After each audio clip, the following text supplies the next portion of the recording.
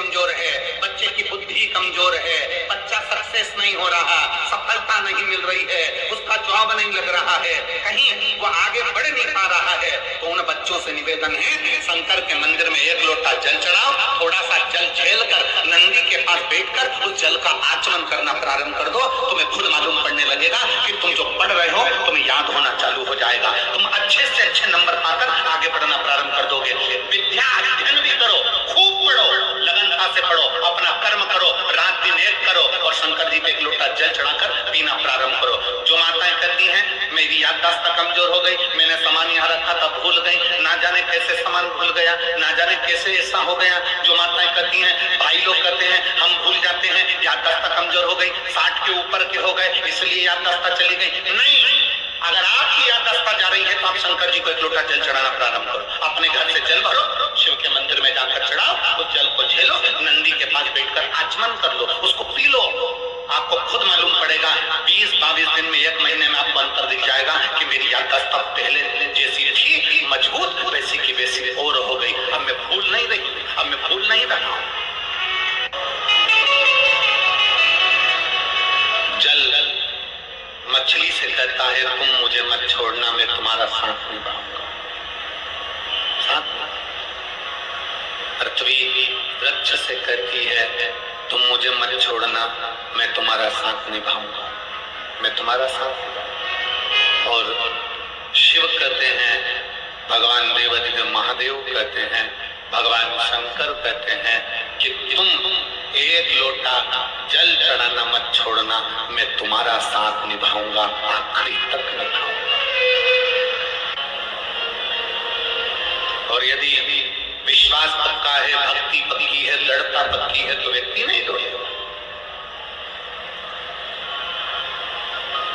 कितना सुंदर कहा है, आपका विश्वास यदि महादेव के प्रति है, आपका विश्वास यदि परमात्मा के प्रति है, आपका भरोसा यह पक्का है कि मेरे सनातन धर्म में जो 33 कोटि देवता हैं वो मेरे लिए बहुत कुछ कर सकते हैं, तो तुम दुनिया में कभी नहीं भटकोगे, दूसरी धर्म की ओर नहीं जाओगे,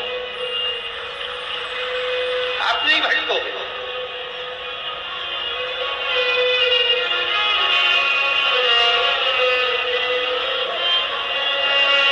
कितना सुंदर प्रसंग है।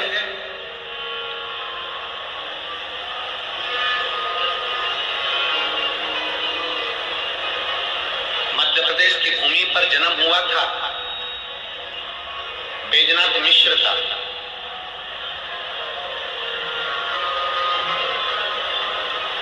मध्य प्रदेश की भूमि पर एक संगीत का हीरा जन्म लिया था बैजनाथ मिश्र, बेजू बावरा।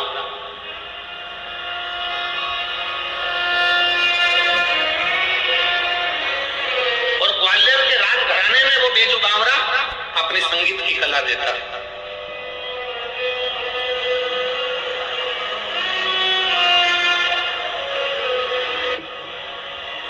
अकबर के यहाँ जो संगीत की कला देता था वो तानसेन था, और ग्वालियर के राजघराने में मानसिंह के उस राज्य में, ग्वालियर के राजघराने में अगर कोई संगीत की सेवा देता था तो वो बेजू बावरा था।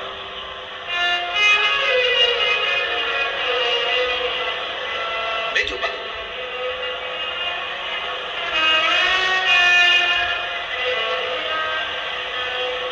एक दिन अकबर को मालूम पड़ा कि ग्वालियर के राजघराने में मानसिंह की उस राज सिंहासन के सामने एक गायक कलाकार बैठता है, एक संगीतकार बैठता है, उसका नाम बेजू बावरा है। बेजू बावरा क्यों? किस लिए?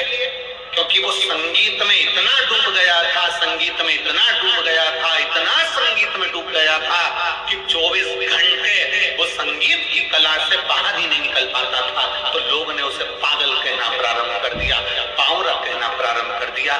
नहीं तो उसका नाम था बैजनाथ मिश्र।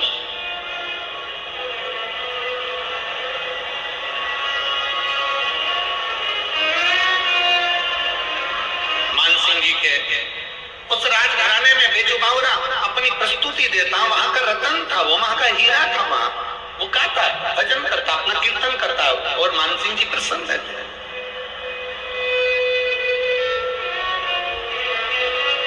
महाराज अकबर को मालूम पड़ा, जरा देखिएगा कितना विचित्र कथा है, बहुत सावधानी से सुनिएगा जरा। ये उनके मुंह पर ये कथा उनके मुख पर थप्पड़ है जो कहते हैं सनातनी पत्थर की पूजन करते हैं। ये कथा उनके मुख पर थप्पड़ है जो कहते हैं कि पत्थर की पूजन करते हो तुम हिंदू, तुम सनातनी पत्थर को पूजते हो। बेजू बावरा ने अकबर के राजघराने में जाकर बताया था कि पत्थर की पूजन का प्रमाण किया।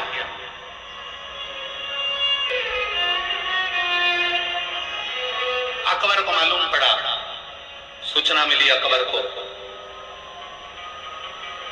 और अकबर ने अपने यहाँ गाने वाले संगीतकार तानसेन को देखा और तानसेन को देखकर कह दिया कि हमारा संगीतकार तानसेन के आगे सब ठीक है। ये तेजू बावरा जिसको लोग पागल कहते हैं, ये तो बैजनाथ मिश्र है, पर लोग इसको बावरा कहते हैं, पागल कहते हैं, क्योंकि सही में इसमें बुद्धि नहीं है। अकबर कहता, अकबर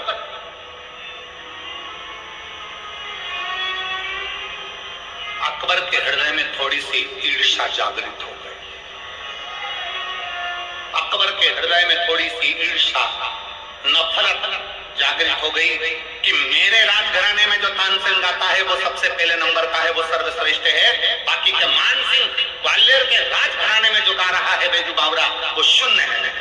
अकबर ने उसी समय पर डोंडी पिटवा दी। पूरे नगर में, पूरे क्षेत्रों में, सारे प्रदेशों में आवाज गई, नगरों में डोंडी पिटाई गई कि हमारे तानसेन को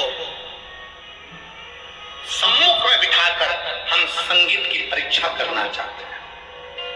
जो जीतेगा उसको रत्नों से तोल दिया जाएगा और जो हारेगा उसको मृत्यु दंड दे दिया जाएगा।